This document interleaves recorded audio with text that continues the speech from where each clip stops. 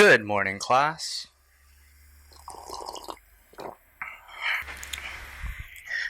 Good morning, class. Good morning, class. Good morning, class. My name is Luke. You can call me Lucky. And today, we're starting class. This is Teaching, where I teach about pedagogy. Pedagogy is the method of teaching. We're starting off with a very simple question, and the question is, how do you start a class? Maybe you just say, good morning, class, and jump right into the lesson. Maybe you have a little activity. Maybe you give them one of these. It really depends on the teacher. But in Japan, there is a near constant in every class that I've ever taught in, and it's called aisatsu. And aisatsu is literally greeting, but it's a very specific type of greeting. And it's a greeting in such a way that it prepares the student almost ritualistically to enter an environment of learning. And, to give you an example, this is generally how we started off. So, for example, I'll go, okay, who is class leader today? Class leader will identify themselves. And I'll say, okay, let's start class. And class leader will say,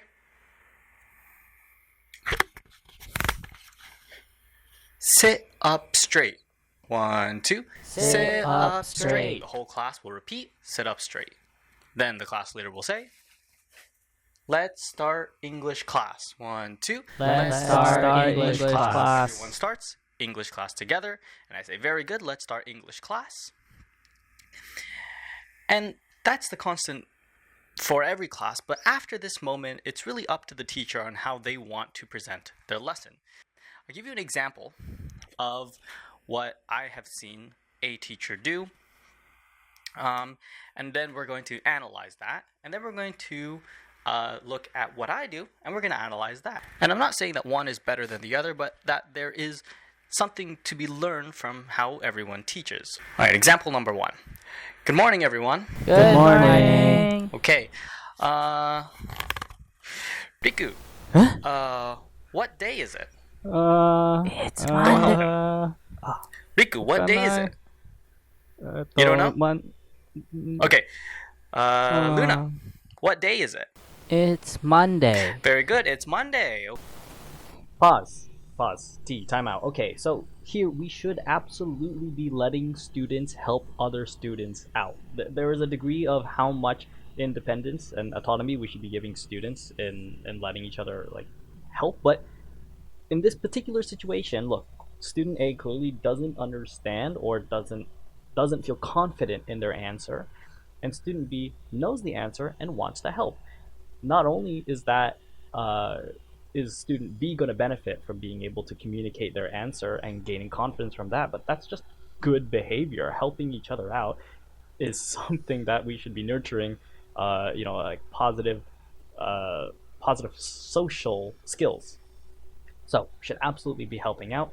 It helps student B give their answer out. It helps student A. It can be a teachable learning moment, and it also sets the environment that this class is a team and that they should be talking and communicating. And English and a language generally is a communicative skill. It's something that students need to use, and this is a perfect time when they should be using it to help each other. So let them do that. Okay, next. How is the weather? Ray. もうやだ。It's cloudy. Very good. It's cloudy. Okay, so this is a small nitpick, but it's still worth mentioning. In this situation, the student knows the answer, but doesn't feel confident, and they're giving the answer in parts, but we should be getting students to give answers with more confidence and in whole. So what I mean by that is when they say, it's, and then I try to help them by scaffolding the sentence. I say, it's, and then they assume that they can just finish the sentence with the word, the vocabulary, the target vocabulary. So it's cloudy. Then they think they've given the answer. What we should be doing is having them repeat the whole sentence. And in this case, it's just a statement.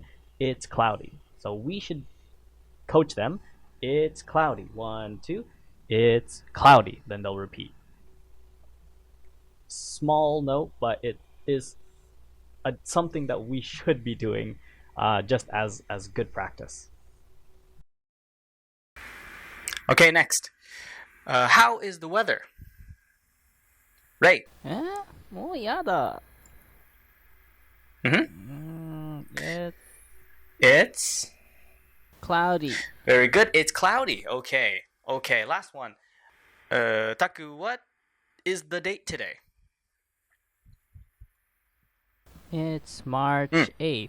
Oh, very nice. Okay, okay. Okay, let's start class. Finish. So, that is one way to do a lesson. So let's do this like this, 2 and 2. 2 good points and 2 points to improve. So the first good point, I think, is that this greeting is very time efficient. I think that it was just over a minute, and so that leaves you a lot more time to do, your main activities, and that's a good thing. The second good point is that it practices vocabulary and expressions that are commonly used. These are what I might call like your core English conversation expression, something that you want to be able to use in a conversation with students in and outside of the classroom when you see them in the halls, trying to make conversation. Those are the good points. So the points that can improve. Point number 1, I don't think that the students feel very welcomed or that the students want to be in or participating in activities in this class, right? Cold calling students, especially when you know that they don't know the answer, that really reduces morale for that student, and it kind of sets a bad example for the other students, for them to think that, oh, but what if the teacher calls on me and I don't know the answer? I'm going to feel humiliated. This is not the environment we want to be establishing for students, especially when they're tackling literally a foreign language. The other point that can be improved is the activity doesn't. My light just died. The activity doesn't address everyone, and well, if you look at how the activity is conducted, if you have a class of say 36 students, only one student at any given time is allowed to speak because you're only asking the question to one student. We want everyone to thrive. We want everyone to be practicing English, and yes, at times that can be really difficult because not every student is going to want to participate, but we need to try at least.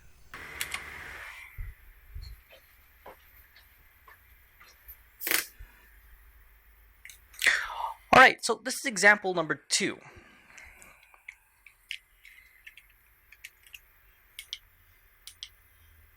Very good. All right. Hello. Hello. Perfect. So, please listen and repeat. Front. Front. Back. Back. Left. Left. Right. Right. Very good. We have front, back, left, right.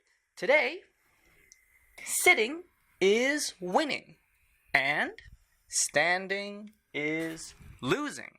Okay? Okay. Very good. All right. So let's play. Please stand up. Everyone stands up. All right. Easy question. Please look. How are you? How are you? Hands up. How are you? Very good. Yes. How are you? I'm happy. Happy. Very good. I'm happy. 1, 2. I'm happy. Excellent. Okay. Front, back, left, right. Front. Front. Very good. Front. Sit down. Sit down. Front. Okay. Nice. Next. How is the weather? How is the weather? Hands up. How is the weather? It's sunny. Perfect. It's sunny. 1, 2. It's It's sunny. sunny. Okay. Perfect. Now, front, back, left, right. right. Right. Very good. Right. Sit down. Wrist. Okay. All right. So, well, first of all, yeah, I changed clothes because I was editing for a long time and I just wanted to feel more comfortable. But this activity goes on for a little bit, and so I'll just take this time to explain exactly what this activity is and how it works. So basically, all the students start by standing up. Now, when a student answers a question, they can choose the direction, and every student from that student in the direction that they choose will sit down. Anyone sitting at the end of the game will be winners. If a student chooses a direction and the students in that direction are sitting, then they will flip and they will have to stand, and the standing students will sit. That's basically the game. It's very simple. We'll talk about it a little bit more after.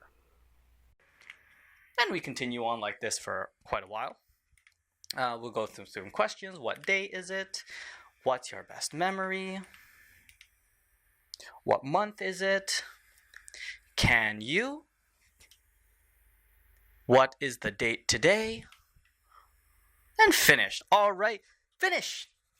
So, sitting is winning. Good job. Standing is losing. Sorry. Next time.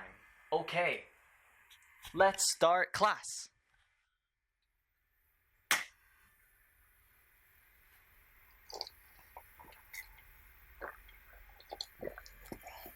For the record, I'm not allowed to bring drinks into class.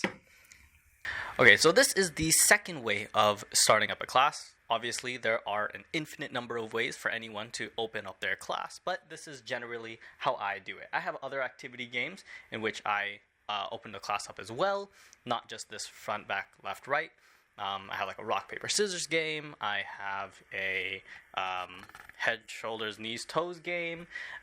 Again, many different ways to do this, so the approach is entirely yours. But what's important here is we're looking at how we engage students, how we interact our ideas with the classroom, and generally, are these effective activities? What is our goal with the activities? Is it just to have fun? Is it to get them using English?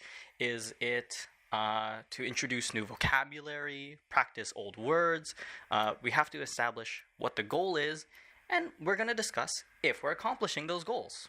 So, I'll see you in a little bit. Alright, so let's bring this all together, 2 and 2.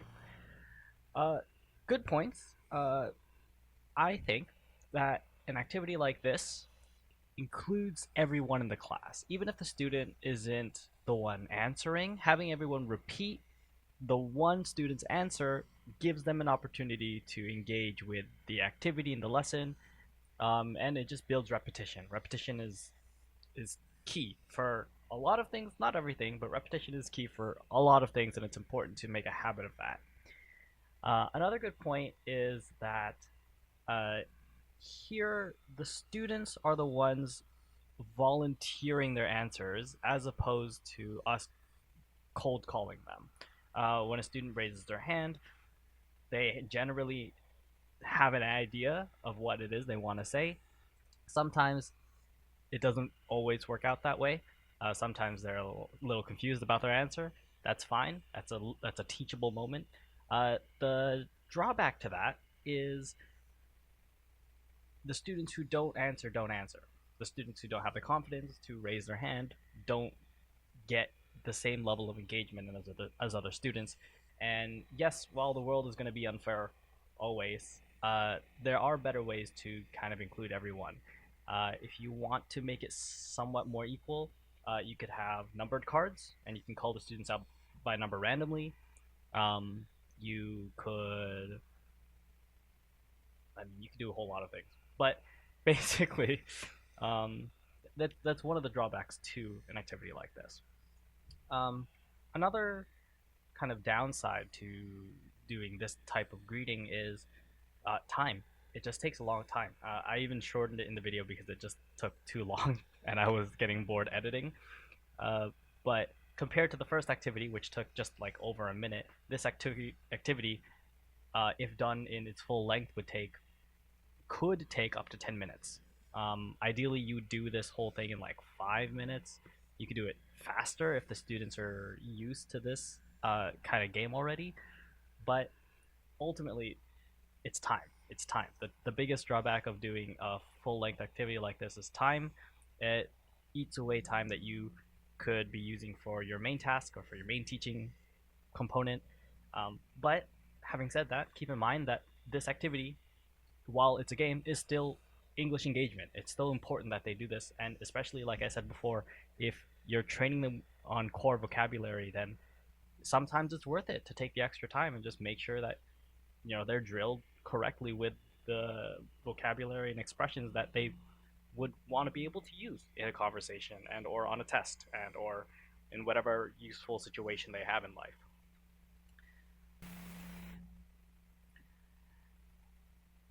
And to round out this video entirely, um, like I said before, what matters most about these activities, the greeting activities, isn't necessarily the time constraint or the vocabulary being targeted. It's are you accomplishing your goal?